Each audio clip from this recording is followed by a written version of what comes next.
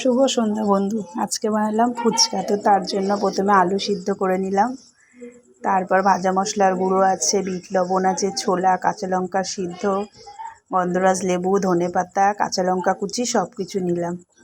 আলু সিদ্ধর মধ্যে কাঁচা ছোলা, গন্ধরাজ লেবু, ভাজা মশলার গুঁড়ো, ধনেপাতা, কুচানো কাঁচা লঙ্কা, মশলার গুঁড়ো সব দিয়ে, তেঁতুল সব কিছু দিয়ে ভালো করে মেখে নিলাম। এবার বানালাম জল বানাতে আমার লাগলো বিট লবণ, তেঁতুল গোলা জল,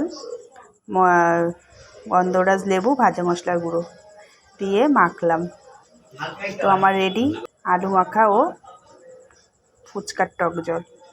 এবার ফুচকা পাঁপড়গুলোকে ভেজে নিলাম, ভালো ফুলছে পাঁপড়গুলো। রেডি আমার ফুচকার পাঁপড় ভাজা।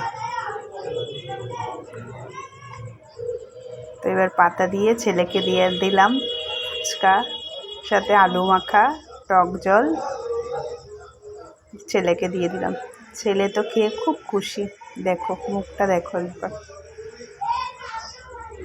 ছেলের বন্ধুদের জন্যই বানিয়েছিলাম, ওরা এসছে।